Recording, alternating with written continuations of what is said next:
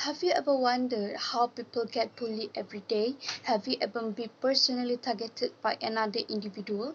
Maybe not having your head forced into a toilet, but verbally hurt.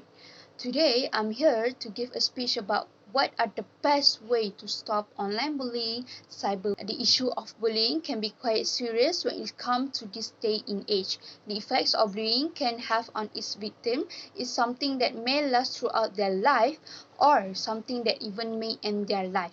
Cyberbullying is an emerging and fast-growing pattern which experts contend is more harmful than the traditional form of bullying.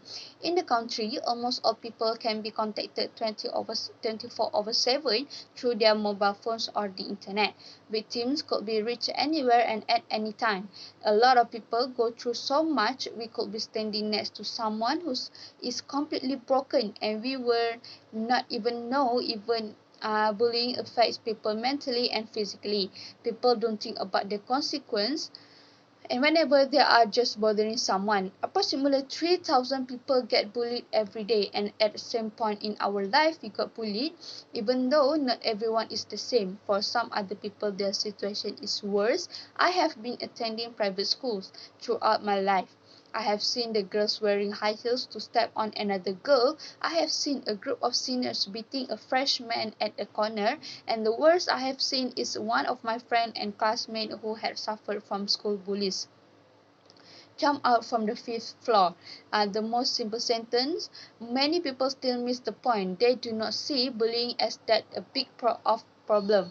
So I'm here to tell you that bullying is much more insidious than it seems. It can ruin a person's life. What's the problem? Cyberbullying is the kind of bullying that involves most modern digital technologies. Mostly takes place through mobile phones, social media platforms, gaming platforms, and while messaging. This aggressive and harsh behavior is carried out to send threats, piss off someone, or shame and embrace the targeted person. Some of it includes action like sending a hurtful message or threats via messaging, embracing one with photos, or spreading lies around social media, or sending message to other people impersonating to be someone else. Bullying can generally happen both digitally and in person. It is vastly among young kids and teenagers this day. Either way, it is harmful to the victim and the victimizer. This is caused due to the lack of responsibility of the elders around their children, who never keep track of their child's behavior and digital life. Face-to-face bullying can only be stopped if the victim opens up and complains to his elders regarding the struggles he had faced caused by the victimizer to get proper justice. As with cyberbullying, it makes it easier as it leaves a digital footprint. A digital footprint is a record that can be gathered as evidence to stop this kind of abuse. Bullying itself is horrifying when it is done online. One feels like they are being attacked from all directions and there is no escape. This eventually gives a feeling of being inside a tiny box with no air to breathe. It affects the victim mentally, physically, and emotionally, making it difficult to express their feelings to their loved ones. Being treated all the time harshly and embraced in front of everyone leaves them with no choice but to hurt themselves or take their own life. There is no reason to bully someone unless you have something going wrong in your life that you want to take out on someone else. If you have been bullied by someone, then there are many solutions out there from whom you can get help from and stop the incident. But to me, is that the victim getting bullied does not have the confidence, courage to stick up for themselves and go and get help. I feel like this is the most important problem and it needs to be fixed by having counselors or any adult going in with every single student and asking how they are doing and if anything is wrong. Not having the confidence to stick up for yourself is probably what makes the bully keep attacking you. They know that you are too scared, so they don't have to be worried about getting in trouble. But if you were someone who has courage enough to tell someone and get help, then the bullying incident may stop.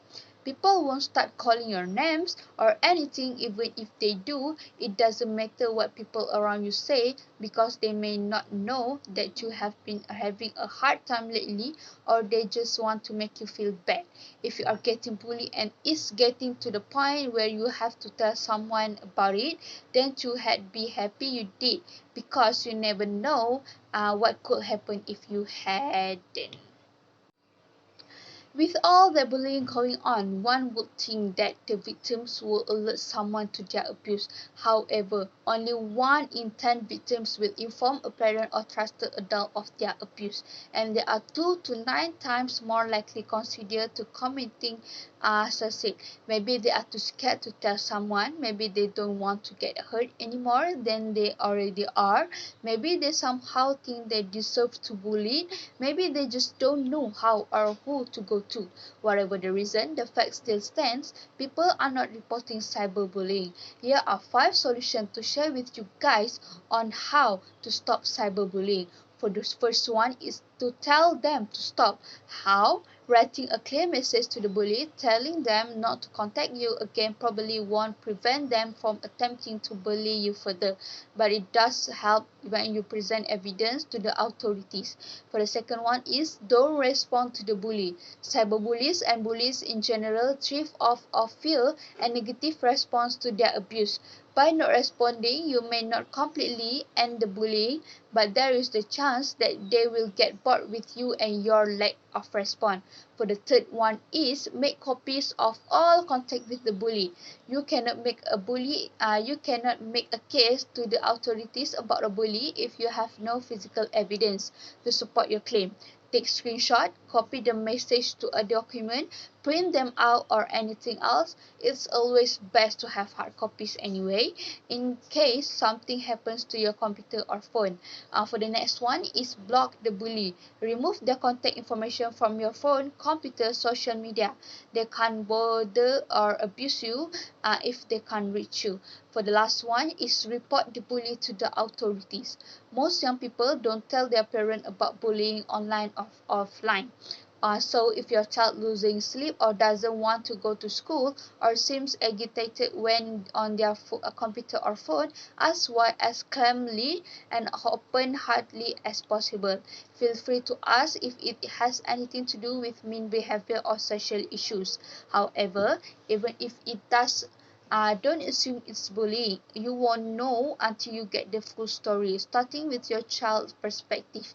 Once you know they are being cyberbullied, tell your school administration, the online service providers, mentor, law enforcement. Whom you contact is all determined on where the bullying is taking place. If the cyberbully has threatened you, your family, or anyone else with physical harm, you need to contact the police immediately or have your parents file a report if you are a minor. For you guys visualization, I had attached the graph. That this graph shows the social media platform that they had experienced cyberbullying. Following the 12 months data provided by Ditch the Label, it recorded a few popular social media platforms that people use to cyberbully. The highest percentage in social media platform is Instagram platform, which is 42%.